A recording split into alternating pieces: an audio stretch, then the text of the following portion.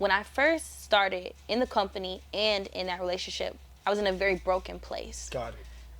Through the company and through things like becoming a leader and reading books and self-developing, I began to heal. So what begins to happen is the things that you accepted and understood in a broken place are not necessarily the things that you accept and understand as you begin to heal. Get to the cake. I'm on a mission for maze, no matter how long it's gonna take. I could just see it already. Give me that new Benz or the Wraith. Watch on my own back where I'm from, it was never safe. Yeah, need 100 M's up in the safe. Last chance, life a movie. Roll another one and get baked. Mix the honor wealth with the Gucci. Yeah. Family, what is going on? I'm super excited for this next episode of BTL Podcast. For those of y'all that's returning viewers, right, or if you're tuning in for the first time, just be sure to go back and like, subscribe, comment. I'm gonna go view all of the previous episodes, but today we have a very interesting and powerful and motivating individual, right? Taylor, I appreciate you for taking the time out of your schedule. Before we get into anything, just really quickly, just talk about, introduce yourself real quick, what you got going on currently, and then we'll just dive right in. For sure. Well, first, thank you for having me. Of course, my pleasure. I've been keeping up on Instagram, and I'm so proud of you. I'm so excited, and I'm obviously just honored to be on the show as well, so thank you so much.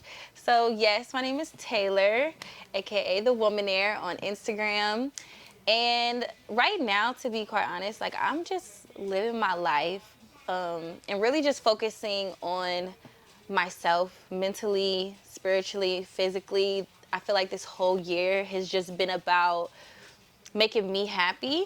And I have to make that a point because literally my whole life up until probably this year was based around money, getting to it, business, and we're going to talk about that too. Absolutely. And that was just majority of my life. Everything I did was for money, for gain, or for just, making a life for myself. Right. But I would definitely say right now, like one thing I want to be about, so to speak, is just taking care of your life as a whole. Not just taking care of your life financially, career-wise. Those things are so important. But I would say what I'm up to right now is really just going with the flow, seeing where God leads me, and really, more importantly, just doing things that make me feel fulfilled. Absolutely. And whatever that looks like. Absolutely. So that's kind of what I'm up to now. Nah, and I think that's pretty interesting because I'm kind of it's kind of been the same thing for me. If I think about the past 7-8 months, it's really been a lot of self-reflection and really just kind of getting to know myself a lot more than I thought I did, right? It's I thought I had everything figured out in terms of my identity, things that I like, don't like, just my morals. But for the past 6, 7, 8 months, it's just been a lot of things just coming to fruition. I'm wow, this is really dope. So for you to kind of say that, I relate to that 1,000%. So before we kind of get into all of the good stuff, the interesting stuff, the heat, I'm interested, and I'm sure people as well that's listening or watching, I definitely want to know a lot about just who is Taylor and where do you come from, right? Your upbringing. So talk to us a little bit about your family life. How did you grow up, right? And just how did you kind of tap into who you are today? Right. Absolutely. So I grew up in the Midwest, so Maryville, Chicago area.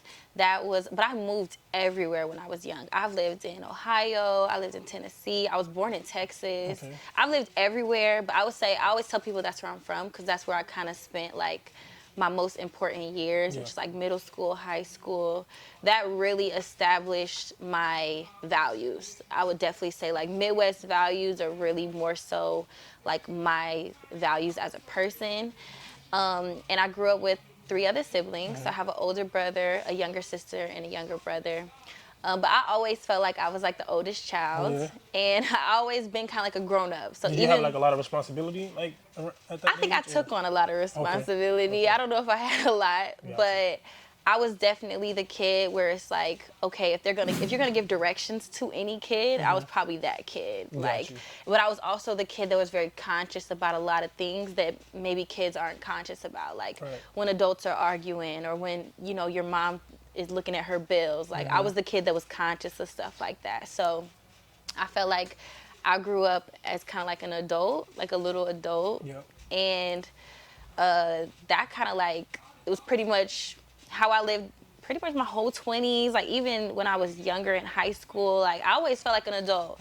Like I was making adult decisions. Like I remember in high school, I quit tennis because I wanted to get a second job. Like I was that kid. Like I want to get a second job because I want to pay for my own prom. Like I was doing stuff like that. So even though I'm the second oldest, I still kind of held myself as like I'm the oldest. Like everybody's looking at me, and I want to kind of be that person for my family. And I feel like I decided that at a young age. Did that come from like? So how was your mom? So like, did you see your mom, work a lot? Like, where did that ethic or that drive just come from? You know what I mean? Yes. Typically, I know for me, like a lot of women, I don't hear a lot of women say like, I take on that many responsibilities if they don't have to. Yes. You know what I'm saying? Like if they're in a family who takes care of them and they get to they have all of these perks, you don't hear a lot of women say, oh, I just wanted to do this. So like, where did you get that drive? That's very funny. My mom is that. Like she is that. Like she's always been that. So my dad, he was an inner city pastor.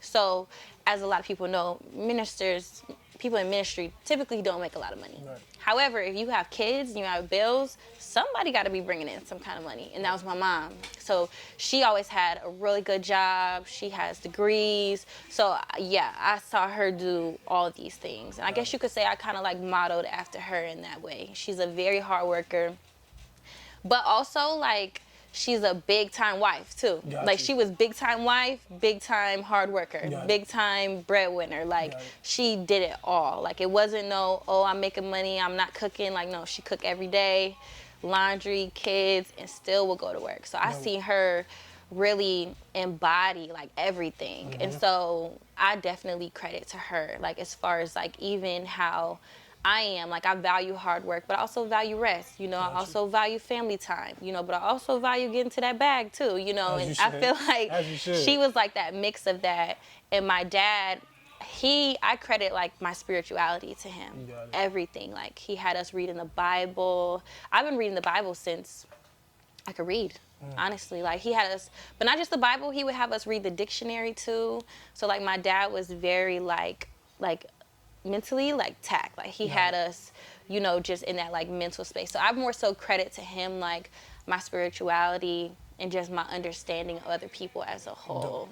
Dope. And just kind of hearing you say all of that stuff is very interesting. So when you talk about like reading the Bible and just like the faith, it sounds like there's a very good balance between just the work, the faith, and just like all of the stuff that come outside of that. So like growing up so I'm Christian as well, like I'm big on faith, but you are very much in tune with like your faith 1,000%. Like you are, just from studying you and watching how you carry yourself, the way that you speak, God is at the forefront of everything. How was I don't want to say was it challenging, but like do y'all like did you miss out on certain things because of that faith and how strong it was, if that makes sense? Like like when you grow up with those kind of parameters, it's like parents don't allow you to live the true child experience sometimes. Honestly, right? So do you still have? That's a great question. That's a great question. And the best way I could answer it is yes and no. Okay. It's like I missed out on a lot of things for sure. Like I just told you, like this whole year, I'm 27 by the way. So this whole year is the first year where I'm really asking myself, what do you want to do?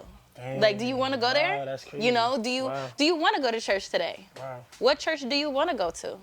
Okay, you don't want to listen to your Christian playlist. What playlist do you want to listen to? Like this is the first time in my whole life. So, yes, like I was restricted from a lot of things. I had a very, very restricted childhood, and I resented it for a very long time, especially when I was younger. But looking back on it now, as I'm 27.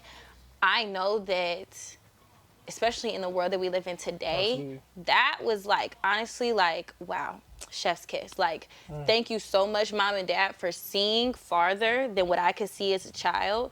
Because since I was restricted from certain things, that also prevented certain things from happening in my life. And I could just look around, like people that I grew up with, or even people in my family, and I don't look down on anybody or anything like that, but their life turned out differently. That's the reality, and mine didn't. You know what I'm saying? Not saying that I have the best life ever, but I know that since I wasn't allowed to make certain choices and my parents made certain choices for me, it protected me from a lot of things too. So I am grateful for that. However, like I was saying before, since certain things were restricted from me, I had to learn other things like boundaries.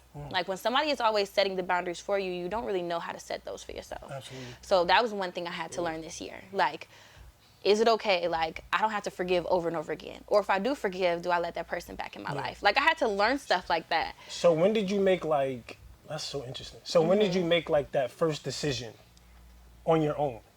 You know what I mean? Like, without the restrictions, the actual Taylor, like saying, it's not about what my mom think, it's not about what my dad think. This is Taylor saying I want to do what I want to do. You're going to think this is so crazy. This year. That's crazy. I'm not joking. Like, when I tell y'all, because if it wasn't what my parents thought, it was, well, what do they think? Or what does my pastor think? Or what does my siblings think? You know, for a long time, a lot of my decisions were based on my siblings. I felt like they were watching me. They're looking up to me. Right. When I tell you, this is my first time in my life where I promise you, every decision I made this year was mine. I don't care what it was. If you could say, Taylor, you went there, you went this, you did this birthday shoot, my decision. Oh, you wore that, my decision. Oh, you went there, my decision. Like, that, 100% my decision. Like, I don't care what you think about it. I didn't run it by nobody. And I'm not saying it in a way that I am cut off from feedback and cut off from criticism. Of course. But when you live your entire life, especially in a spiritual sense, Absolutely. especially in a religious, I think that's the better word, in a religious sense, you don't even begin to realize like how much of your life is engulfed by that until you like have this. For me, it was heartbreak. That's what made me open up, where it's like, I'm 27 and I'm looking back at everything. I did what you wanted, I did what you said, I did what they wanted. I became this person. You said it should be like this, so I did that. And I'm 27, and I don't like what we made here. Wow. So this is what I'm gonna do. We're gonna cut everybody out, and at least if I fail, if something goes bad, at least I know it was on me. Right. You know, and that was the conversation I had with myself this year. Like, if things are gonna go to crap, it's gonna be on me from now on. Yeah. It's not gonna be because of whatever you got going on. Yeah, and I hear you kind of mention, like, you know, this is the first year of you kind of making those tough decisions or really kind of putting yourself at the forefront. So based on, you know, every single year leading up to this point, do you feel like, I'm almost positive everybody had your best interest at heart. I don't think Yeah. I would say that. I would say everybody had your best interest at heart, but do you feel like just now thinking about whether it was the heartbreak or any of the decisions that took place prior to today, do you think that any of that, like, did you have to change, like, what you believed in? Like, did you have to change, like, who you were morally to kind of, like, appeal to those decisions? You see what I'm saying? Which decisions? Like the decisions that you couldn't make. Like, just people wanting you to do certain things or move certain ways. Like, do you feel like you was changing as a person? Yes. Okay. Oh, my gosh. Yes. Good. Oh my gosh, yes. You're so, yes. And that, I think that was the light bulb. Oh, wow. That was the light bulb in that, like, I don't like this person. Yeah. That's what it was. It was literally, okay, I'm doing what everybody else is wanting, especially, and then when my platform on social media got larger, that's when it really, that's when it really hit a head, Keith, like, for real. That's when it really hit that head, because now I'm taking in opinions, not just from people that are close to me. Right. I'm taking in opinions from people who don't know me. Right. But like you said, everybody did not have ill intent. Some people, they loved who I was. You know, some people, they encouraged who I was. They weren't, you know, putting their opinions on me to hurt me, for sure. Right. But when you start taking all of that in and you're like, I'm doing it, and hold on, I'm not even happy. Yeah. Let's cut all this out. And at that point, I was willing to cut out success. I wasn't working for the first 4 months of this year. Cut off the money, cut off the love. You could cut off everything. Let's just cut it all off. It was really just a moment of isolation. You just took time to yourself. It was literally like, because you're right. It's exactly what you said. I looked at what we had made, all of us together, and I don't like what we made, and I don't like how it's making me feel. I started to resent people. I started to become really closed off. I'm very transparent on my social media, very transparent, but I started to become very closed off. I felt like I couldn't trust people. I never used to have thoughts like that. I used to, you know, I always felt like, you know, God got my back.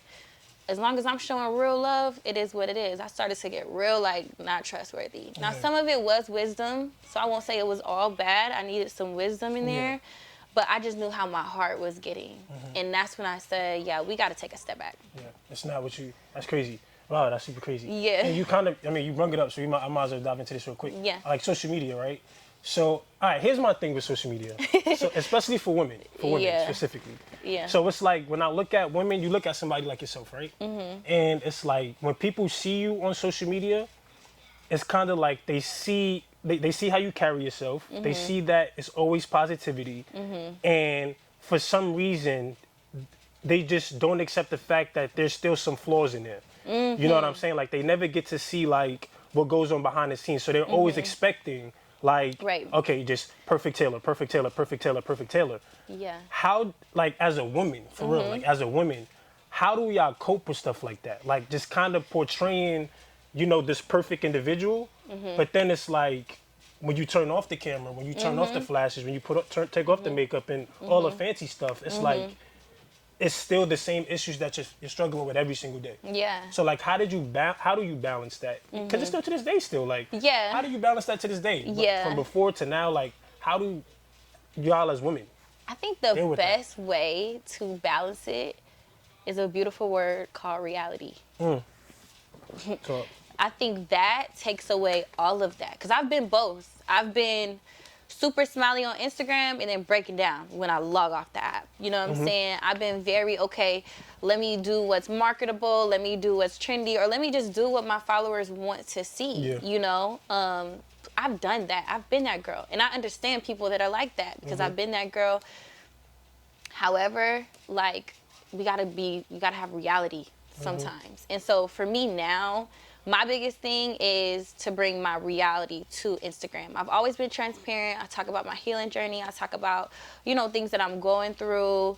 And then there was a period where, like I said, that I just shut all that down. I don't want to talk about nothing. You're not getting a peep. You're not getting nothing. And then now I feel like the balance is just keeping the reality. The reality is that I'm not perfect. Right. The reality is that I get upset. Like, the reality is that I have relationships, I have friendships, and things go down in them just like they do in anybody else's life. I think there's wisdom in saying, okay, I'm not going to be telling all my business on social media. You know, I'm not going to react on social media. There's wisdom in that. But the truth of the matter is, it's like, now, like, I post what I want to post. Right. You know, I'm going to talk about whatever I want to talk about. It doesn't matter what it looks like to you. Yes, you're going to see me at church on Sunday, and you might see me at a hookah lounge on Saturday. Right, and what are you going to say about it? Like, what are you going to say about it? Because, like, that's the reality of it. The reality is, what are you going to say about it? Right. And then when you do say it, okay. Yeah, that's crazy. So it's like, in contrast to that, it's like we show so much positivity to our communities because, I mean, again, just you've built such a solid community through faith, through relationships, just through your beliefs and your morals. But in addition to that, you know, do you feel like, I don't want to say obligated because nobody's obligated to do anything, but do you feel like, you know, somebody of your substance, do you feel like you owe it to your community to at least show them or tell them about some of the challenges that we face on a day-to-day basis? Because there's so many women of influence that has so many things that go on with them, but they just don't like talking about it. Not realizing that if you do, you can help so many of your followers, right? You can help your people. Yes. So do you feel like, you know, women should do more of that?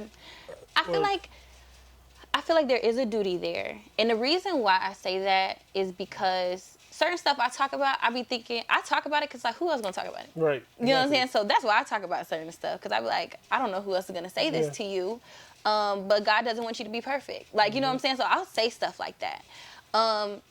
However, because of what I went through last year, I would definitely say it's one of those things where, honestly, you got to be called to it. Yeah. Like Between the Lines podcast. Like, you can't just come up in here and just think you're going to do this. You got to, like they say, it's one of those jobs that you got to love. Yeah. It's like that. Like, yes, women should definitely, like, be transparent and just talk about it.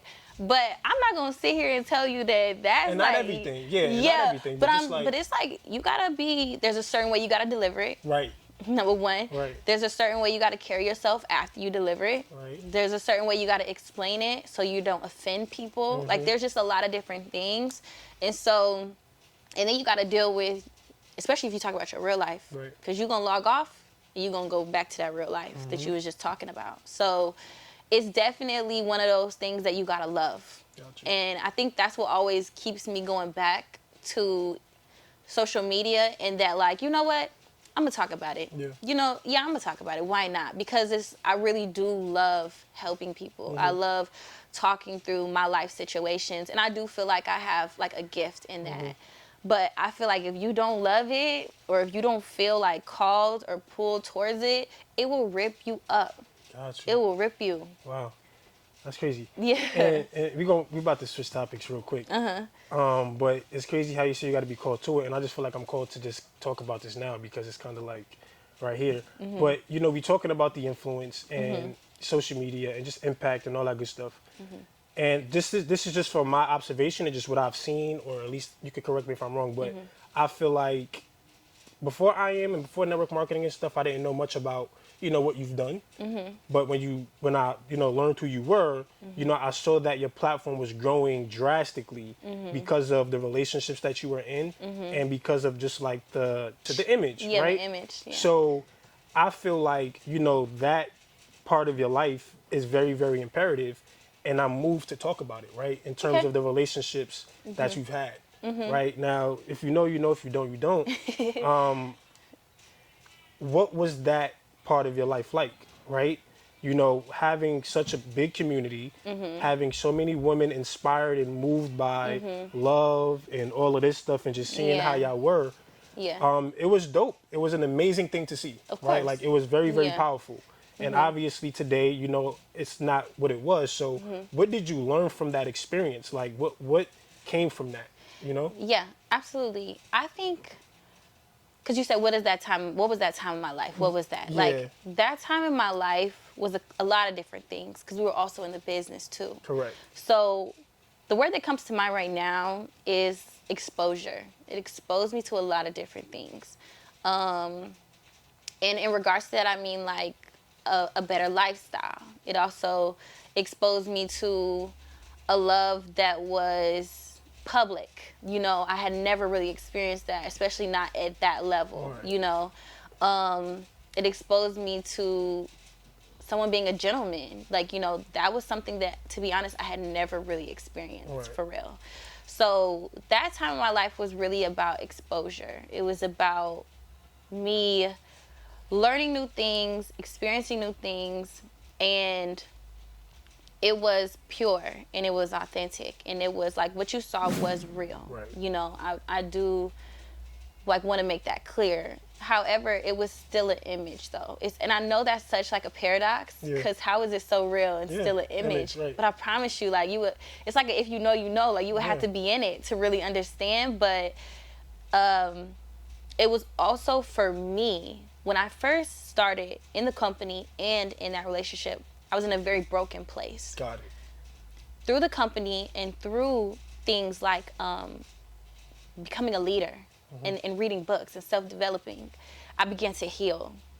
So what begins to happen is the things that you accepted and understood in a broken place are not necessarily the things that you accept and understand as you begin to heal. And so what began to happen was, you know, people saw me getting more popular and making more money, but in reality, that was just the physical manifestation of what was going on inside of my heart. I was actually becoming more confident. I was learning how to speak. I was learning, you know, I'm reading books now. So, you know, I'm learning different things. I'm growing as a person. All the other stuff was just a physical manifestation of what was really happening in me. So when people would even talk about that time period, they'd be like, oh my God, you know, you're speaking here, you're speaking that, you're becoming so popular. I wouldn't even notice it for real, because I was so like, no, I just feel like I'm getting closer to God. I feel like I'm learning a lot. I'm shaking hands with all these important people now, you know. So, however, the image part of it, because I think it was exposure and image. The image part of it really is what inspired and sparked the life I'm living right now. So as painful and as like hurtful and as confusing as it was, I would not be experiencing like the freedom and the happiness and the peace that I feel right now if I did not go through that period in my life. And so that's why I never speak negatively about that period in my life, because at the end of the day, it like projected me into like one of the most freeing periods of my life. However, to be transparent, it's hurtful. It was a lot. It was because you gotta, regardless of how I'm feeling, I could be crying. Situation could happen. I have to get on that stage tonight. Not tomorrow. You gotta perform tonight. You have to perform. Like, you don't get to say, oh, I'm having a bad day. And you know how the business was. You don't get that, especially not as a leader at that level. And then not just that, I'm in business with this person. So I have to pass you the mic when I'm done. And I can't be, here go the mic. No, I gotta be. Wow. You know? No, I appreciate you opening up about that, for real. Yeah. And, you know, just as somebody who, you know, was in a, you know, a very serious relationship doing business. This is more general now than anything, right? Yeah. So we speak about that part of your life, but now this is just general. There's somebody listening and there's somebody that's going to watch that may be, you know, in some business endeavors with their significant other, whatever the case may have you. Yeah. I personally, I can't do business with my spouse. I don't know why. I was going to ask you, what do you think? I do not know why. Okay. But it just haven't worked so far. So I don't know what it is. That's real though. It's real. It's because I'm like I'm such an alpha male to where it's like, if it's not my way, or if it's not going, I don't want to say not my way. Like, I'm not I get what you're saying. enough. No, but I get what you're saying. if it's not like getting done how I want it to get done, I get overly aggressive. Like, and I sometimes don't know how to separate the business from the pleasure. You know what I mean? And that's a flaw. That's not, you know. That's being honest with yourself, though. I'm very honest. It's a flaw. Like, I don't know how to separate the two. So, like, for you, what was it like being in business? So I know you spoke a little bit about, you know, the experience, but like just in general now, like, were there moments where y'all kind of forgot about being together? Were there times where it just felt very stagnant? Was it times where it was just like, yo, what the hell are we doing? Like, You know, one thing that I will say, and this was, I don't know, it could be seen as a flaw or a strength. It kind of just depends on how you look at it. And that's what's so sick about it. Like, is it a flaw or is it a strength? And what I say is, we never let the personal get in the way of business. Never. It was like, we could be going at it. And I promise you, on the call, you would not know. You'll walk past that event, take a picture with us, you'll never know. And that could be a flaw, but that could also be a strength, in that like we never really let it. But the reason why was because we literally, when we first started the business, we had a plan. It was very planned, everything, like to the T. Like, it was low key, like probably on like some movie stuff. Like, we stay in there, we planned. So everything that happened, it was crazy how, you know, how beautiful the mind is, and just how beautiful, you know, manifestation and just like working towards a goal really can be. Because everything that happened was, we planned that to the T. Like, even down to the posts and how like they would like go viral and stuff like that. That was planned. It was very methodical. But not in the way that it wasn't real. It was just more so in the way of like, we knew this was gonna happen. You know? It's just that when it did happen, it was like, to be real with you, like, and you know, we just going this way, so I'm gonna just say what I went. But like, talk nice. To be real with you, when all is said and done, that's why you gotta really be careful what you ask for. Like, for real. Because you're gonna get just that. And I did. I got just what I asked for, and it wasn't what I wanted at all. Wow. It was almost like, I wish if there was like a backwards button, we could go way backwards. Yes, like, I kid you not. Just because a lot of things change when you have more money, when you have more status, when you have more people looking. And when you're in a different emotional state. That's why I said that I was broken when I first started, and then I began to heal. A lot of things shift and change. It's like when you're on an airplane and all the bags are nice and neat, and then you get in the air, and by the time you land, they like, be careful opening up the bins, because things could have, you know what I'm saying? It's kind of like that. It's like, okay, everything was planned out. Seems simple. We're going to make some money. We're going to get some, you know, some platforms. We're going to inspire people. And it got tricky, because we were kind of talking about faith already. It started to get tricky when you mix faith into it too now. because that's a whole different aspect. Because we going, you know what I'm saying? We talk about God, we talk about money, and we talk about love. I'm gonna be honest with you, all three of those mixed together, it gets real sticky. It gets real messy. Real messy. That's real deep. Nah, I truly appreciate you, opening up about that, because like, I'm sure like a lot of people, was just wondering like, how did you cope with that time period in your life? You know what I mean? Yeah. Just because it's just like who you are. You know what I mean? How did you, how do you deal with because in contrast to, you talking about the reality of the situation, like I'm sure that there's some people who kind of look at that and be like, oh, they do this for clout. They do this, just because of whatever the case may have. Like how did y'all, like, was that ever a thing for y'all? Like, how did y'all deal with that stigma of not worrying about what the people thought? You know what I'm saying? I think we didn't necessarily care about what people thought because we knew why we were doing it. Yeah. And we had established a friendship prior. So it was kind of like, I felt like the fan base grew because they could feel the authenticity of it. It was like, it wasn't forced. Right. Now, there was a period when it did become forced, and when it did, I stopped. It was like, posts began to like decrease, and I kind of like, we kind of took care of it like off camera, and that's when things started to take a turn. Because one thing about me though, like, yes, I was keeping up an image for a certain amount of time, but when it really come down to it, it's like, I'm a real person, like authentic person. Like, that's why I talk the way I talk on Instagram, because you're going to get off Instagram and I'm going to still be talking about the same stuff. So it got to a point where I'm like, I'm not about to be looking like this on social media, and this ain't what's really happening, because you crazy right now. Like, it's looking a little crazy right now. So I took a step back, but like, how did I cope with the disappearance of it all? It was off camera, completely off. And I had to do it that way because I genuinely care for this person. You get what I'm saying?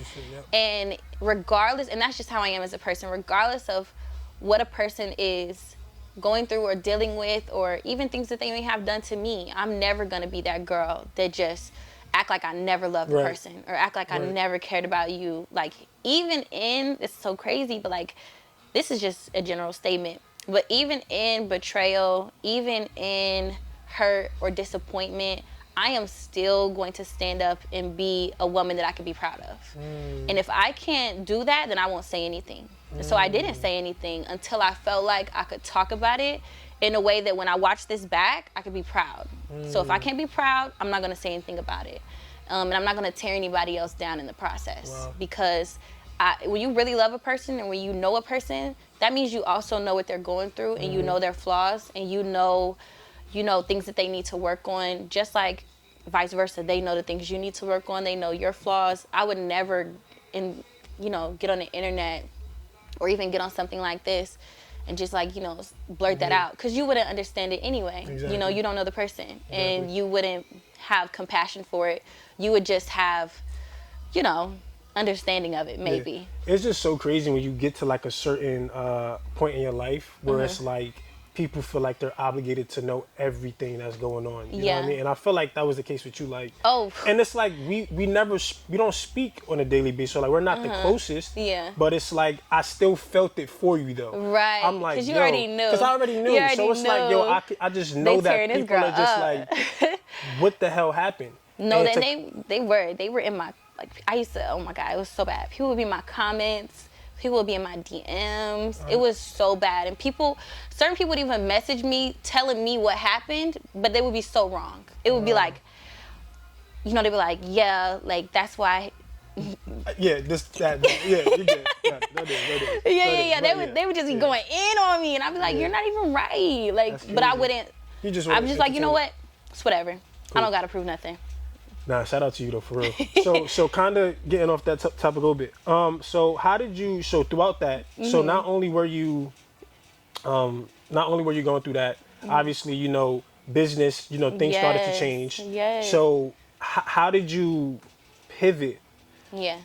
To like what you're doing today, right? You go from that to business not being the way that it once was. Right. Now you're at a point where it's like you're trying to just really figure everything out all over again. Which is what you mentioned. You said that up until today, you're really asking yourself like, what is it that I really want to do? Yeah. So, like, how did you pivot from all of that? Like, what was the first move for you when you got over that and you started to? Prior to network marketing, I had a graphic design company. So I had already was a full-time entrepreneur when I started trading.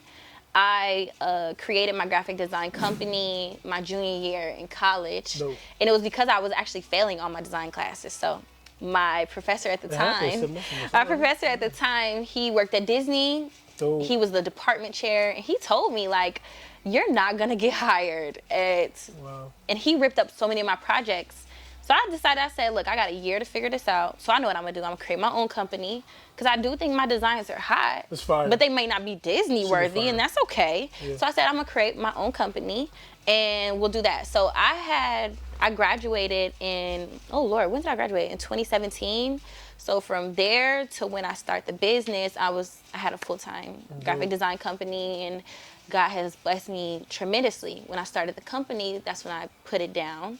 So when the business began to kind of take a downward spiral, I just picked up design again. But this time though, I fused what I learned in business with what I was already doing, and that's what you see now, where it's like, okay, yeah, she's doing rollouts, she's doing marketing, she's doing, working with companies rather than just, because I was working with small businesses prior.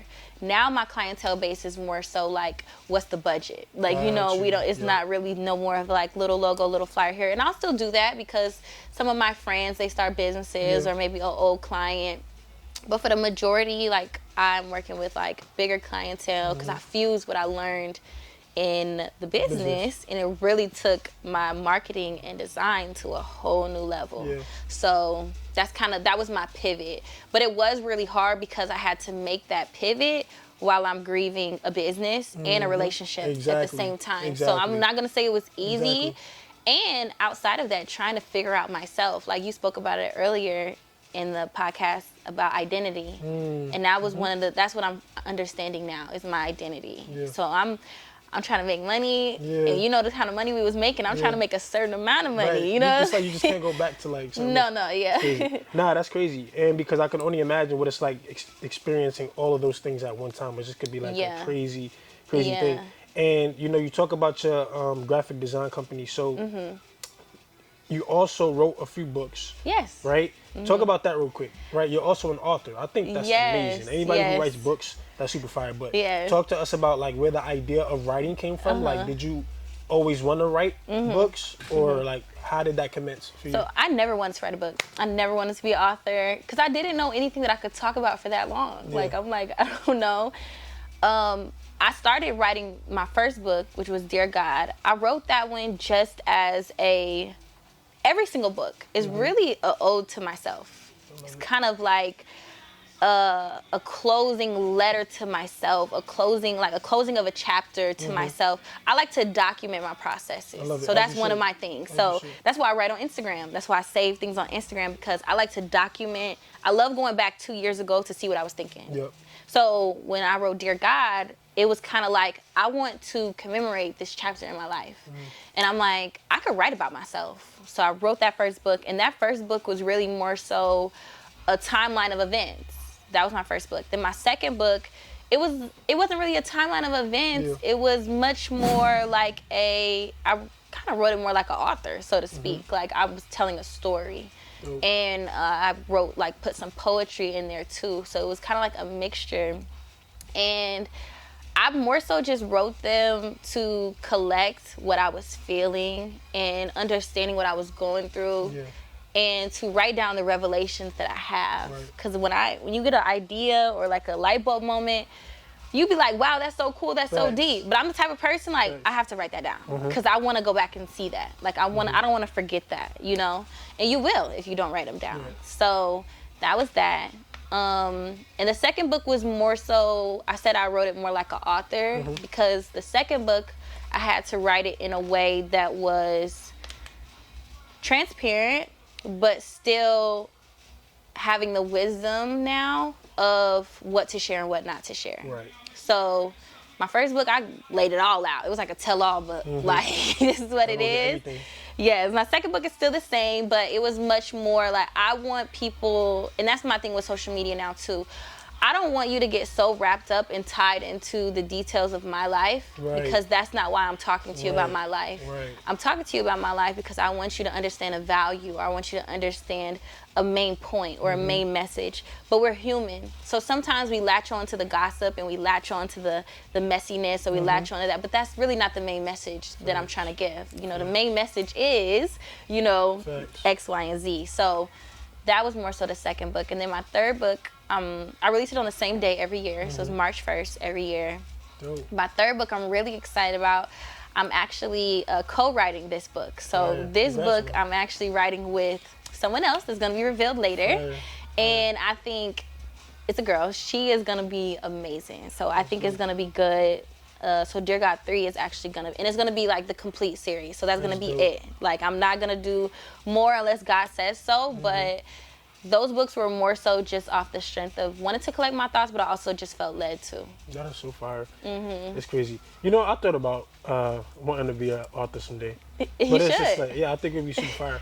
So, like, how did you, like, you know, just going through everything that you kind of mentioned just now, and talking about being a graphic designer and, you know, being an author, how did you, like, how do you remain so persistent, you know, with your passions while going through life and those changes? Like, you know, being able to just hearing everything that you said, it's like kudos to you, honestly. So, like, what are some of your therapeutic tactics for like that helped you, you know, kind of get through those things to still say, you know what, I still have a purpose to fulfill. You know what I mean? Yes, this is like my life mantra. This is what I live by. What, you said this on your foot? No. Oh, No, I'm about to say it. I was just fixing my shoe because I'm like, okay. it was irritating me. But this is like my life mantra is, I don't believe that a good God will put me through pain, discomfort, or anything negative and not have purpose. So whenever anything happens to me, my immediate first thought, what is the purpose of this? Why is it happening? Why is it happening? And even the last situation, my last breakup, first question, it wasn't why God, why? And I got to that, but the first initial thought was, what is the purpose of this? Because at this point, I don't know what the purpose of this was. But I know the purpose of it now was like to get to the point where I am now, where I can say every decision I make is mine. To do this podcast was mine. You know, even though you invited me, it was my decision. You know what I'm saying? What I wore today, my decision. Absolutely. I didn't run it by anybody else. I said, I like what this looks like. We're going to put this on today. You know, and that might seem so miniature to some people, but that's big for me. So that's my first initial thought is, what is the purpose of this? Because the God that I serve is too good to just put me through nonsense for no reason, you know? And so the reason why I'm able to just be so persistent with my passions and just my purpose in general is because I'm always searching for a purpose. Always. Like, I don't think anything happens by coincidence, chance, or just because. And I think, honestly, that's why I am, you know, I can be proud and say that I do make a lot of purpose out of my life. But it's because, you know, these things are going to happen. Like, for example, if your tire blow out, your tire was going to blow out today whether I was going to do the podcast or not. You might as well go do the podcast. Like, you know what I'm saying? Like, you can always handle that later. And I know that is, you know, I'm fortunate enough to be able to say, like, okay, when things do happen, I am able to, like, pivot. I know everybody is not able to move around as easily, but, you know, I am blessed to say that even when the worst things have happened to me, you know, God has made a way, you know, for me to find purpose out of it. Even if it's just meeting somebody that I needed to meet. You know, it doesn't even have to be monetary. It could be, dang, that happened to me. I got stranded here because I needed to meet you today. You know what I'm saying? So I think if you have that perspective, and then just being disciplined, that's one thing about me. Like, and I always said this even in the business. Like, I'm like, you could speak better than me, you can make better trades than me, but you're not gonna be more consistent than me. And that's gonna beat you every time. That's gonna beat you every time. Even you gonna Monday, Tuesday, Wednesday, like, I'm gonna be there every day. Like, even till when everything kind of took the downward turn, I was there every day. you could count on me to be there, because when all else fails, you're gonna win with consistency. Yeah. For sure. And like for people that's listening and watching, I don't want y'all to take this as like, don't grieve, don't mourn, don't Right. like take care of yourself. So we're not saying this to just say like forget about how you feel, but I do think that it's imperative that as you experience these things, you again have the perspective and ask yourself like, why is this happening to me, and how can I bounce back from it, as opposed to, you want to say something? Yeah, I was gonna say, but we could talk about that, because the reason why I was able to not work for 4 months or to not work was because I took time and I was working every single day. You get what I'm saying? Yep. So I agree with you. Like, yes, take time and rest, but the reality of it is You still gotta get you back to gotta, your gotta do bills, some- my Exactly. bills. Exactly. So, but I just think it's better, to grieve at a spa. That's just me. That's my tea. You know what I'm saying? That's my tea. I'd rather grieve at a spa. I'd rather grieve on a plane, on a flight, somewhere else. But that's me, But I do, you're right. I do agree with that. Of course, take time to grieve and rest. Yeah. But like I said, life is going to happen. It's going to continue to happen. Facts. Just make sure that you find that purpose so you can at least end on top. I agree. And last thing about this is, I kind of related to like social media real quick one more time, because like you look at somebody like myself or yourself or whoever just posts content, whoever does content. It's like I have to post content every day to get the podcast to where I want to be. Of course. So my thing is kind of like, if you're going through something or if you're going through hardship, my thing is you could take time to yourself and just kind of like, have that mourning period, but just don't stop. Meaning like, just come back to it. That's good. At a very decent time frame though. You know what I mean? Like take whatever time you need, but at the same time, like the thing is just don't stop. I don't think that anything in life is gonna be that severe for you to say, you know what, I'm not able to go out there for my passion or my purpose. Like, you know what I mean? So mourn and go through all of that stuff. So don't think that we're saying be superhuman and just like don't have feelings. But at the end of the day, like, especially if you're an aspiring entrepreneur or somebody who is driven by, your own results, you got to get up and do it. You know what I mean? It's only going to be but so long. So to kind of hear that from you, somebody who's experienced, literally so much within a short amount of time, it's kind of like, if she can do it, I know I could do it. If I could do it, I know you can do it. So I think that's a very valid point. And my next thing I kind of want to mention real quick, on a whole relationship thing is not, boyfriend, girlfriend wise, but just really more so people now.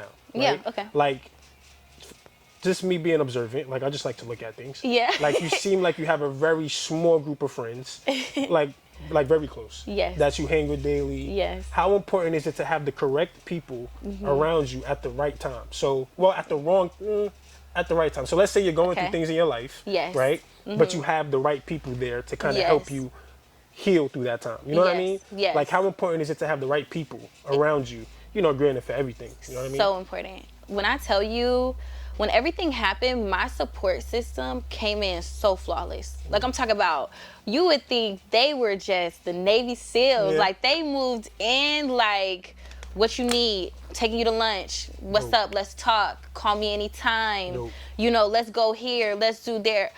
Honestly, a good start of the year, I really didn't have time to process anything because they were so heavy on keeping me happy. And not in a way that they were ignoring what was going on. It was more so like, I'm here for you. Right. Let's do things you enjoy. Let's go play. Let's go have new experiences. Right. Let's go do something crazy. Like that was so important. I honestly could not have went through this period of my life without my friends. Right. I'm like in love with my friends. I think that's one thing that women do that we should not do when we get in relationships and we begin to invest less in our girlfriends or invest less in friendships. I think that changed my perspective. Right. And that like, dang, I wish that I would have invested more. Thank you for being here for me, but dang, I wish I would have invested more before this. But now I'm gonna do better. I'm gonna be a better friend. I'm gonna be a better person, a better sister to you. But I think it's so important. And it's the right type of people. That was the part of your question. It's the right type of people though. It needed to be, these were friends that I felt safe with. Right. These were friends that I trusted their guidance. These were friends that I trusted, their spiritual connection. Like they're spiritually connected to God. So I know they're not going to tell me anything that's like, and I also, encourage multitudes of friends. Now, it's so funny you say I have a small group, but I really have, like, I'm talking about like some girls that I could call right now. I really have about like 8 or 9 girls like that. This is the most friends I've ever had. Intimate. It is. But that's, for me, I've always had like 1 or 2 friends. Like, so I feel like I'm so rich in friends right now. Like, I got this girl. But I think maybe having larger groups of friends, but what my advice would be is to have friends for different things. And I think that's a real big benefit. Like friends that maybe you go on trips with, friends that you go out with, friends that you go to festivals with, and that's okay too. Like, I think that's beautiful too. Like, if you just go out to eat with this friends that have also different, what's it called? I guess you could say calendars or schedules. So some friends I see every day. Some friends I see once a week. Some friends you might see me with once a month, but we're all close. Do you have friends where it's like, y'all are close friends, but it's like y'all could not talk for like 5-6 months, but then once y'all get around each other, it's like nothing's changed. Changed. Yes. My birthday this year, I went to Cabo and I invited all my friends, and it was all kind of girls, like girls I talk to every day. My friend she lives in Cali, so she was my best friend when I was in Cali. We don't talk every day. We might talk once or twice a month. But like when I saw her in Cabo, it was like nothing changed. Nothing changed. I feel very, very blessed. And it took hardships, I guess you could say. And that's why you have to appreciate even the negative things that happen in your life, because that hardship, like, I have like some of the best friends in the world. Like, literally, I love them. They're so amazing, amazing women. And some of them you wouldn't even know I'm real close with until you're like, dang, y'all close? Like, yes, that's my girl, you know? So I just feel really blessed.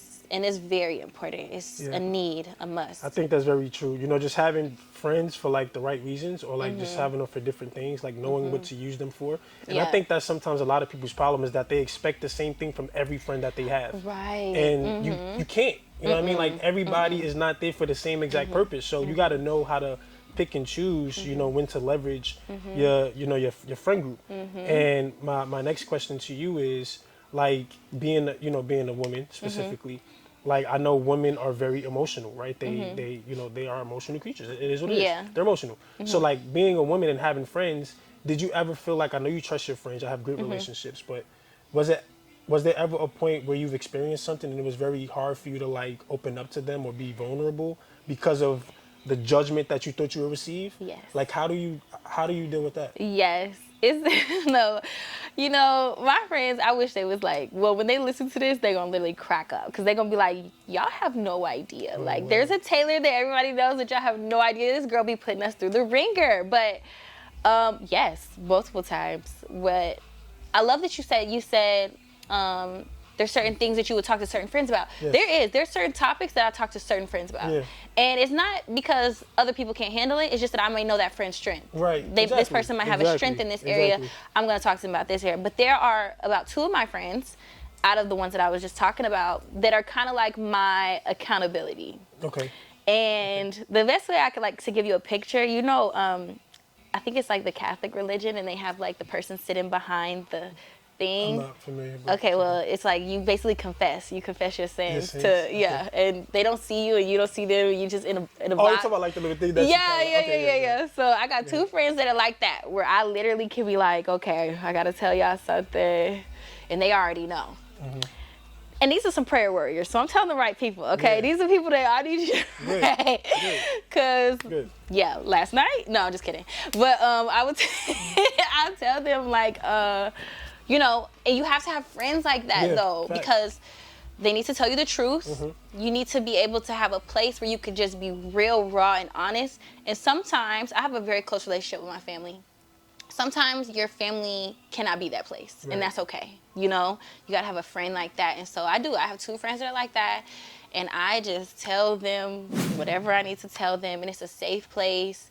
It's, you know, sometimes they be like, okay, wow, okay, so how does that make you feel? I can tell, like, they want to say something else, but they're very, like, wise, and I trust them. And even if I felt like they were gonna judge me, to answer your question, they don't. It's so beautiful. It's like, I'll tell them, they're like, oh, okay, I thought you were going to tell me something crazy. I'm like, well, that was crazy, you know? But Yeah, it's a very safe Not place. in contrast to that, right? In Yeah. contrast to you, like, being the one telling and giving, you know, them your situations, you being somebody who obviously, you know, let's say you're going through certain things. Like, how Yeah. do you receive the information on behalf of your friend? Like, Yeah. because I personally feel like I can't help anybody or I can't give you advice Yeah. if I'm not where I need to be. Yeah. That's just me. It don't matter what advice Yeah. it is, but if I'm not great in that area, Yeah. or I'm not good mentally, or I'm not sane, I can't really give you the advice. So have there ever been a situation or a time where, you know, your friends were expecting good advice, but it was just like you wasn't necessarily feeling the best? You know what I I mean? actually had a conversation with my friends at the beginning of the summer, kind of at the beginning of the year, and I told them, like, honestly, I'm honestly not in a place where I could be there for people. Right. I literally Right. had that conversation, and I said, and I'm not trying to be selfish. I'm not trying to put myself above whatever you're going through. But to be quite honest, I don't have the capacity. I got really Yes. comfortable with Yes. saying that. Yes. So Yes. I absolutely have. And they received it. They Yeah. really did. And that's why I am, like, indebted to my friends forever, because they really handled it like, understand that, and I wouldn't even expect you to. You know what I'm saying? Like, it wasn't no resentment. It wasn't no anger. It was just, you know what? Thank you for telling me as a friend that Right. you don't have the capacity for that today. You know, and so yes, there's definitely been times, and I had to learn that. Yes. But honestly, it was because I didn't have no choice. It was like, look, I can't even give you advice if I try to right now. Yeah. Like, I don't know what you should do. What do you want to do? You know? But yeah, I definitely have had to say that. Yeah, because I feel like you can't pour from an empty cup. You know what I mean? Like, how can you give somebody advice if you're not necessarily where you need to be? And it don't gotta be. It's just anything in life. Like, I feel like you need to be at a very good place in order to help somebody To give. You know, heal, to give. Right? I just think it's selfish of you to try to act or just give something because they ask of something. Yeah. And for you, like, I know you. Like, you value the friendships, the relationships. You value your faith. You know, you know your love. So, like, how does that? Like, how did your family? I'm trying to find the right way to ask this question because I'm trying to get to something, but I'm trying to find the right words Okay. to bring it. It's like, how did, like, the relationship you had with your family, right? Like, you had a very good family. You know, Yes. you have a very close relationship. Yeah. You have very big morals and beliefs, faith, Yeah. and all that good stuff. Like, how did that transition over to the people that you selected to be in the friend group? And I don't want to say selected, but, like, how did you know that those were the people that needed to be there for you? Yes. You know what I mean? I like, love did that that question. play a factor? Like, oh my God, this is how I was raised. Yeah. But it's like they have the same beliefs. They have Yeah. like how did you pick and choose? I like, love wow. that question. I totally get what you're saying. I love that question. So my family has a lot of different characters. Okay. And so even though we are, like, my immediate family, we are very faith-based. Outside of our immediate family, we have every kind of character you could think of. Like, I feel like that's like You smiling, OD. That's how you love your family. That's what I yes. figured. Like, they're That's crazy. Like, they Yeah. got some crazy ones in there. We got some fun ones in there. Some, you know, might have went to jail a couple times. It's okay, you know? Like, so I say all that to say the reason why I'm smiling so hard is because from a young age, I learned and I understood how to love all kinds of people, no matter what level they are in their life or where That's they are deep. in their journey. That's big. And I love that about, big. particularly about my mom's family. I love that about them That's big. because as a child, seeing that, you may not process it that way in that moment, but as an older, like a young adult, I really see it that way. Like, that's why I can understand people. That's why I don't judge people. That's why I'm able to be friends with anybody. Like, it doesn't matter. You know, I could, you know, and that's why I can embody certain spaces. Like, where some people, especially people like in the, like, who are faith-based, they don't like to go to certain environments. Like, let's say like a hookah lounge or like a party. Like, they don't feel comfortable, and I think that's okay. You be honest with yourself, you don't feel comfortable. Me personally, I'm okay in spaces like that, and I can still say I'm not drinking or I'm not smoking or, Right. you know, I have control of that. But it's because I've embodied spaces like that even as a child. So to answer the full question about my friends, so now my friends, what do I measure them by? I literally measure them by their, one, how they make me feel or how I feel around them, and their character. That's the word I want to use. Like their character. I don't base it off anything else. I don't care what they do for a living. I don't care how much money they make. I don't care, you know, what their past was like. I don't care how they dress. I don't care how they look. I don't care if they have tattoos. I don't care about things like that. The biggest thing for me is character. What type of person are you? Can I trust you with my back turned? Do I feel good around you? Do I feel inspired after we talk? Like those are more so the things that I look for in friends. And so my closest girlfriends, like, they're all kinds.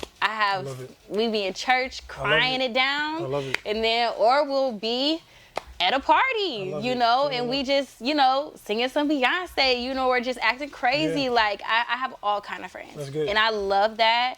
I think it says a lot about me as a person, and that is something I'm proud of. To say that, like, I know everybody can't function this way, but I function this way. That's dope. And to bring it full circle, the reason why I'm really like that for real is because how in the world can I judge you or tell you how you should be and I gotta go to God tomorrow or I gotta go to God today? Like, how backwards is that to me? You know what I'm saying? Where it's like, wow. Yeah, like, I gotta go to God tomorrow. That's deep. Like, what I look like telling you, like, I'm God, you know, or like I got it all figured out, you know? And the experiences that I had the past year really humbled me in that way. I can't say I always had that idea, but this past year, it really humbled me in that way because I saw the flaws within myself. Yes. I saw the dark places within myself. I saw the little kinks I had where it was like, okay, I could talk about your kinks today, but I gotta go to God tomorrow with mine. Yes. So what should we do? Should we just be friends? Should we just be cool? Should we just have dinner? Can we just have lunch? Like, we don't gotta get into the tit for tat of everything, you know? Yeah. And to be honest, I have impacted more people that way because I don't have to necessarily speak about or teach you about or preach to you about anything. You can see how I live. You can see how I treat you. And something inside of you is gonna say, I wonder what she believes. I wonder, like, what is this God that she keep talking about? It has to be something about it because she's living a little bit differently, you know? No, that's dope. Man, that's powerful. I can't lie. That's powerful. Faith is real. Yeah. And you know, we kind of talking about the friend thing, and I kind of want to go back to something we spoke about, you know, off camera. But we was kind of talking about how you were somehow an introvert, right? And somehow it's funny. Yeah, I don't know if it's me, but I would be fooling myself if I'd say I thought that's what you were, like you were introverted, because you seem like such a social butterfly. Like, you seem like you can go and command a room. You walk in a room and you look like you'll just talk to everyone. You know what I mean? So it's like, how did you break out of that, right? So you say you was introverted, you know, maybe growing up or whatever the case may have you, but what kind of helped you get to the point of, you know, maybe I'm becoming more of that extrovert, you know, to be more of a social? I think it was more so skill. I think skill was first, and then it kind of became natural. So when I say skill, I learned how to speak. I learned how to talk.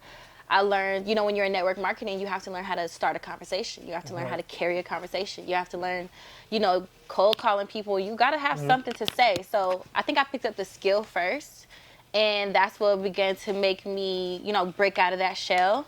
And on social media, like, you know, talk on your story, get on Instagram Live. Like, Instagram Live used to freak me out. Now I'll hop on it like nothing. Now I don't, you know. So I think it was skill first and just wanting success. Right. That's what pushed me out of it. Like, Taylor, if you want to make a lot of money, you got to speak. You know, they would tell us the person in the front of the room makes the most money. So it's like, okay, I got to be able to get comfortable getting in the front of the room. So I picked up the skill first. And then when I began to understand how people received me, it kind of encouraged me to do it more. So then eventually it just kind of became more natural to me. But I am very introverted. I can sit in a room, my siblings would have to tell you, like, and I won't say nothing. Like, I won't talk. I don't have to be in front of the camera. I could be behind the camera. Like, that's me naturally. Naturally, I would rather be sitting back there listening to somebody else talk. But I have found my power and my purpose in having a voice, in having a platform. And so now I embrace it. Even though, because I know as soon as this is over, I can go home and not talk to nobody for the rest of the day. It's fine. It's just, what's the hour? Look, my phone is on D. I am the D&D queen, okay? So I know that I could flip it on and flip it off. So I think the term now is extroverted introvert. I heard people say that. I think that's more so me. Like I'm an extroverted introvert. Just depends on the environment, if I feel comfortable. But I have no problem just being quiet. Gotcha. So like just kind of hearing everything, right? You know, we spoke a lot about, you know, your business endeavors and what you got going on. Like, what is your ultimate, because you're still growing, you know, your platform is still, you know, huge, your community is still amazing. What is your overall, what is your goal right now? Like your goal like right now, and like what's the long-term vision for like the woman there, right? Like I feel like you have Taylor, but then I feel like you have the woman there who is just such like this mogul in a sense. You know what I mean? Yeah, I feel like, you. So like what's the goal right now? Okay. And then what's like the long-term vision for just like your community, like you, like your image, everything? My goal right now, and it's actually tied to my long-term goal. My goal right now, and I wish I had something super deep, but it's like I just want to be happy. That's good. Like That's I want to be goal for you. happy. I just want to be. I want to feel happy about my decisions. I want to feel happy about the people that are in my life. I want to feel happy about. And when I say happy, I mean unattached from success. Gotcha. Like I don't want it to be attached anymore. Gotcha. Like I don't want it to be You just wanna be monetary. personally I want to happy. be personally Peace. happy. Yes. And I feel like I'm getting to that point, which is why I started doing podcasts. Like I'm speaking at an event next month. It's my first event. I'm going to ask you about that. Yes. Yeah, I'm Okay, speaking good. at an event next month. I took this whole first half of the year to just really invest into that, and now I'm, you know, going back into the woman-air mode where it's like, okay, podcasts, events, and things like that. And to the long-term goal of just my passion is helping women heal. I know that's like my God-given purpose. I know I went through the certain things in relationships and just in life in general, so I could have something to say about that. And I would do it for free, literally. And so that's more so like my... Just because she said that, still pay up though. Queen. Too much knowledge. Yeah, facts. So my long-term goal with that is to... I have Planet Woman Air, which is my women's organization. I want to begin to start doing women's events. So that's more so the arena I'm going to start going into. So a lot more speaking and a lot more things like that. Now, on the other end of that, which is the skill that I invested a lot of my life into, which is design and marketing, I do want to essentially kind of cultivate like a creative director role in the so in the sense of like, you know, with my clientele and everything. So that's like a longer term goal of that, to where I don't have necessarily, like, I want to work honestly, Keith, with like maybe like 7 to 10 clients a year. Like I want you to hit me up and I'd be like, I don't have any space for the whole year. You have to wait till like next year. So oh yeah, definitely. Like I'm very, very excited about like the way that that's going right now. So those are kind of like my things. Good. And Well, good luck with that. Thank you. And is there anything, it's crazy because I was going to ask you about like speaking, like how good does it feel to like get back into that mode? Like one thing I know about me is I miss talking. You know what I'm saying? Like, this is why I we love was podcasting. talking a lot. So we was it's like, talking a lot. How good does it feel to kind of say, you know what, I'm getting through that healing process. Yeah. And now I'm finally tapping into like, it feels how does that feel? Getting booked for events again. Good. Like, it feels, I'm not going to lie, it feels good. And because it feels so different. Yeah. And I'm not saying it didn't feel good before. It does feel different because there's none of that stuff attached to it. It's just like, it's really me. Yeah. I don't have no agenda. Like I told you, I didn't prepare for this today. Like I didn't have no agenda. It's just whatever we want to talk about, whatever we want to do. And I also feel like it's different in the fact of just, I can see my growth, you know, and I think that's beautiful because I was invited to events and podcasts all year. I just didn't accept them because I just wasn't in a space that I felt like I was ready to talk. Well, thank you for coming on. Yeah, of course, yes. I wasn't in a space where I felt like I could talk. I didn't feel like I could be as transparent as I wanted to be, and I was honest with my healing and where I was in my process. So being able to open up and even talk about some of the things that we talked about, I'm like, wow, like I can sense and feel the growth within myself. Absolutely. And it's been good for me to see, wow, all that work I did is paying off. Yeah, like, okay, sure. We getting through this, Taylor. Like, we getting through this. So, yeah. That's dope. Feels good. All right. Is there anything you can tell us about, like, this one thing, if anything, like, that you working on? Like anything that nobody knows, like something. You like know, a nice because project. I was putting on my close friends. Oh, Yeah. I know. Okay, so Yes, can you give do. us? Yes, Okay, so but tell us. but I did post about it. I did post about it 2 Okay, weeks so ago. what's coming up? Like what are you working on? What's the next big project? So one thing about me, I'm always working on stuff. I don't care what I say to y'all. Okay, Yeah. I was working on something this whole year, and I was essentially working on a school of sorts that's gonna embody everything. So That's fire. yeah, so it's That's gonna fire. it's coming out on Black Friday again. So last year I did Black Friday, so I'm gonna do Black Friday again. And I'm so excited about this project just because it encompasses everything. So it's gonna encompass design, being paid to post, influencing, as well as reels, TikToks. You know, I started making a lot of those and studying that. So it's going to encompass pretty much all of the courses I've ever done. So I used to do single courses, and this whole workshop is going to be all together. So it's called Beyond the Brand. So Beyond the Brand, a Woman-Air Workshop is what it's called. fire. And it's going to have all of that. And so I think this is going to be the biggest project because I literally worked all year on it. That's number one. So this is the longest I've ever worked on a project.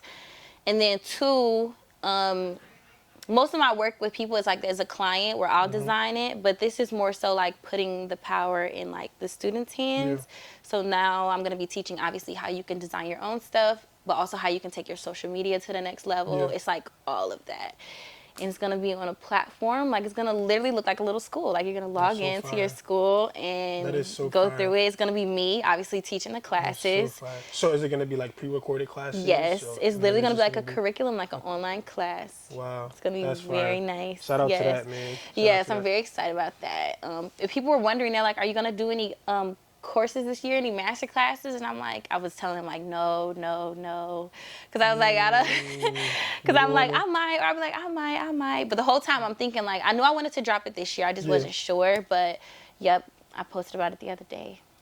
Black Friday. That's so fire. Yeah. Well, kudos to that. Thank you. And do you have like, you about to wrap this up shortly, but do you have like a team? Like, so do you do a lot of this work by yourself? Like, because I don't really see you, like a lot of times I see you do things, it looks like you just killing it, right? So like, do you have like people that you work with closely? I do. Or, I have an it's just, like, a lot of amazing behind the scenes, team. okay. I have an amazing team.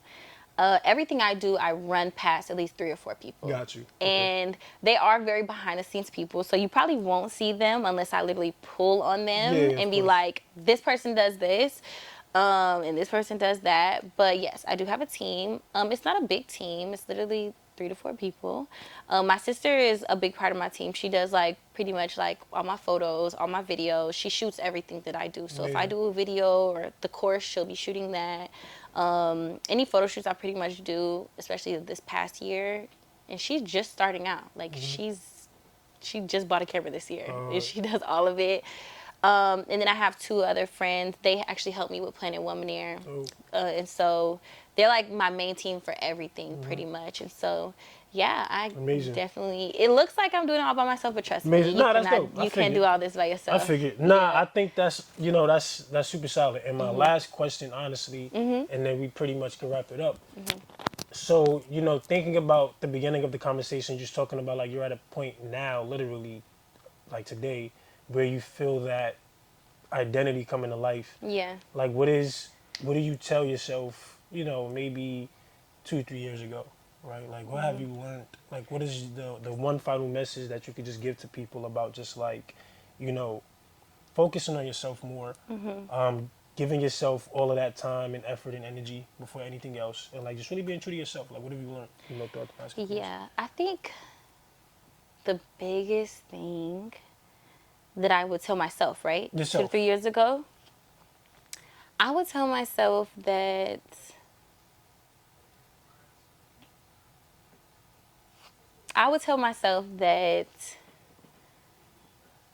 God doesn't need you to be perfect. And I would tell myself that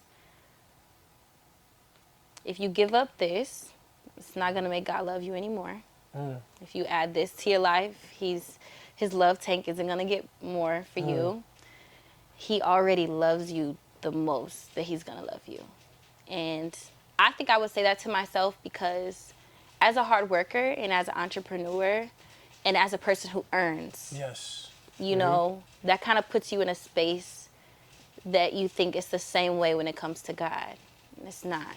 Wow. You know, he loves me the same amount. Yep. And I think that would have prevented me from holding on to certain things so long, or images, or, you know, trying to be this picture perfect. Like, it's so funny you said that even in the interview today. Like, it's just this picture perfect. Yep. And I built a picture perfect image, right? Like, I built it that way on purpose. But the truth of the matter is, like, that's not even real. Like, that's not life, you know? Like, there is no such thing as picture perfect, not as a human. And so, but a lot of that, I was doing it not for approval of other people. I was doing it because I wanted to be this to God. Yep. And in reality, it's like, he never needed me to be that. Wow. And I realized that this year, having so many broken moments, and it was like, God's love never changed.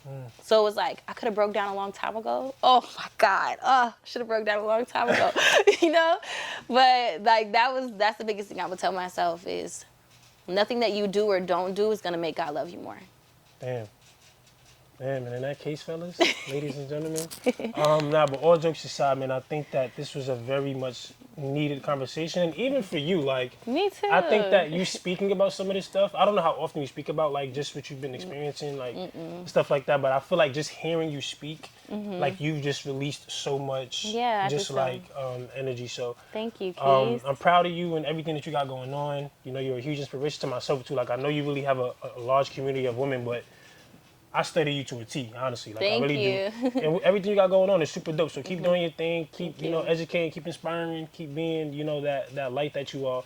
But if you've enjoyed this episode, you know, please comment, like, subscribe, you know, and just tell us how you feel, right? Tell us how you feel. Make sure you guys how can they keep up with you on, you know, how can they keep up with you? Yes, social media, on Instagram, The Womaneer, also Planet Womaneer. That's my women's organization on Instagram as well.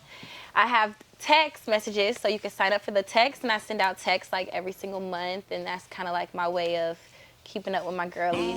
So yeah. Hey man, super dope episode. Appreciate y'all for tuning in. Comment, like, subscribe, all that good stuff. Make sure you follow Taylor, The Womaneer, all that good stuff. I love y'all, man. We out. Yeah, get to the cake. I'm on a mission for maze, no matter how long it's gonna take. I could just see it already. Give me that new Benz or the Wraith. Watching my own back where I'm from, it was never safe. Yeah, need 100 M's up in a safe. Last chance, like a movie. Roll another one and get baked. Mix the honor wealth with the Gucci. Yeah, you know when I get up in it, I promise you gon' catch feelings. All you gotta do is hold it down. I told you I'ma kill these niggas.